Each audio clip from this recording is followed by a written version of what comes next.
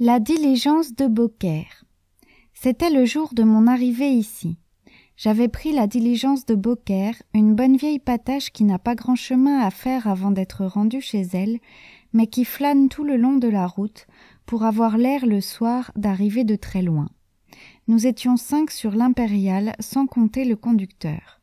D'abord un gardien de Camargue, petit homme trapu, poilu, sentant le fauve, avec de gros yeux pleins de sang et des anneaux d'argent aux oreilles.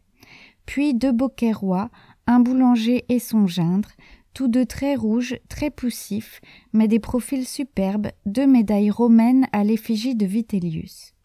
Enfin, sur le devant, près du conducteur, un homme, non, une casquette, une énorme casquette en peau de lapin, qui ne disait pas grand-chose et regardait la route d'un air triste. Tous ces gens-là se connaissaient entre eux et parlaient tout haut de leurs affaires, très librement. Le Camarguais racontait qu'il venait de Nîmes, mandé par le juge d'instruction pour un coup de fourche donné à un berger. On a le sang vif en Camargue. Et à Beaucaire, donc, est-ce que nos 2 Beaucairois ne voulaient pas s'égorger à propos de la Sainte Vierge?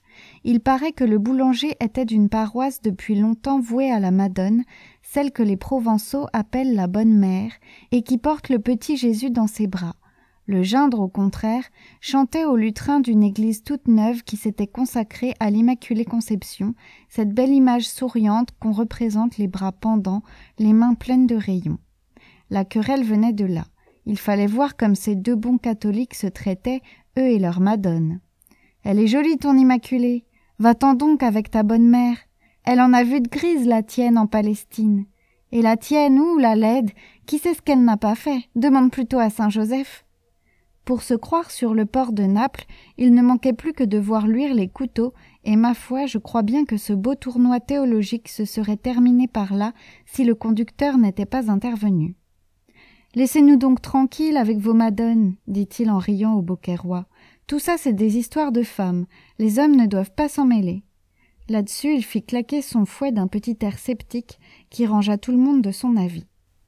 La discussion était finie, mais le boulanger, mis en train, avait besoin de dépenser le restant de sa verve, et se tournant vers la malheureuse casquette, silencieuse et triste dans son coin, il lui dit d'un air goguenard. « Et ta femme à toi, rémouleur, pour quelle paroisse tient-elle » Il faut croire qu'il y avait dans cette phrase une intention très comique, car l'impériale tout entière partit d'un gros éclat de rire.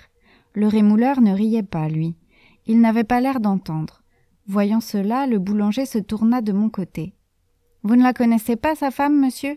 Une drôle de paroissienne, allez. Il n'y en a pas 2 comme elle dans Beaucaire. » Les rires redoublèrent. Le rémouleur ne bougea pas. Il se contenta de dire tout bas, sans lever la tête, « Tais-toi, boulanger. » Mais ce diable de boulanger n'avait pas envie de se taire, et il reprit de plus belle. « Viédase, le camarade n'est pas à plaindre d'avoir une femme comme celle-là. Pas moyen de s'ennuyer un moment avec elle.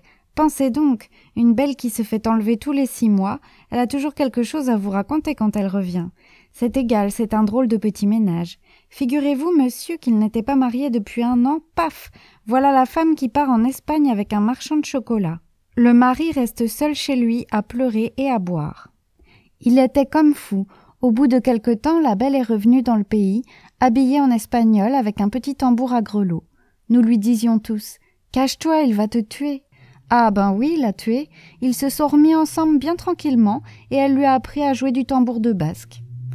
Il y eut une nouvelle explosion de rire. Dans son coin, sans lever la tête, le rémouleur murmura encore « Tais-toi, boulanger !» Le boulanger n'y prit pas garde et continua. « Vous croyez peut-être, monsieur, qu'après son retour d'Espagne, la belle s'est tenue tranquille. Ah, mais non, son mari avait si bien pris la chose, ça lui a donné envie de recommencer. Après l'espagnol, ça a été un officier, puis un marinier du Rhône, puis un musicien, puis un... Est-ce que je sais? Ce qu'il y a de bon, c'est que chaque fois, c'est la même comédie. La femme part, le mari pleure, elle revient, il se console. Et toujours on la lui enlève, et toujours il la reprend. Croyez-vous qu'il a de la patience, ce mari-là? Il faut dire aussi qu'elle est crânement jolie, la petite rémouleuse. Un vrai morceau de cardinal. Vive, mignonne, bien roulée, avec ça une peau blanche et des yeux couleur de noisette qui regardent toujours les hommes en riant. Ma foi, mon Parisien, si vous repassez jamais par Beaucaire... Oh, tais-toi, boulanger, je t'en prie. fit encore une fois le pauvre rémouleur avec une expression de voix déchirante. À ce moment, la diligence s'arrêta. Nous étions au mât des Anglores. C'est là que les 2 Beaucairois descendaient, et je vous jure que je ne les retins pas. Farceurs de boulanger. Il était dans la cour du mât qu'on l'entendait rire encore. Ces gens-là partis, l'Impériale sembla vide. On avait laissé le Camarguais à Arles. Le conducteur marchait sur la route à côté de ses chevaux. Nous étions seuls là-haut, le rémouleur et moi, chacun dans notre coin sans parler. Il faisait chaud. Le cuir de la capote brûlait. Par moments, je sentais mes yeux se fermer et ma tête devenir lourde. Mais impossible de dormir. J'avais toujours dans les oreilles ce « tais-toi, je t'en prie », si navrant et si doux. Ni lui non plus, le pauvre homme, il ne dormait pas. De derrière, je voyais ses grosses épaules frissonner et sa main, une longue main blafarde et bête, trembler sur le dos de la banquette comme une main de vieux. Il pleurait. « Vous voilà chez vous, Parisien !» me cria tout à coup le conducteur, et du bout de son fouet, il me montrait ma colline verte avec le moulin piqué dessus comme un gros papillon. Je m'empressais de descendre. En passant près du rémouleur, j'essayais de regarder sous sa casquette. J'aurais voulu le voir avant de partir. Comme s'il avait compris ma pensée, le malheureux leva brusquement la tête et plantant son regard dans le mien. « Regardez-moi bien, l'ami, me dit-il d'une voix sourde, et si un de ces jours vous apprenez qu'il y a eu un malheur à Beaucaire, vous pourrez dire que vous connaissez celui qui a fait le coup. » C'était une figure éteinte et triste, avec de petits yeux fanés. Il y avait des larmes dans ses yeux, mais dans cette voix il y avait de la haine. La haine, c'est la colère des faibles. Si j'étais rémouleuse, je me méfierais.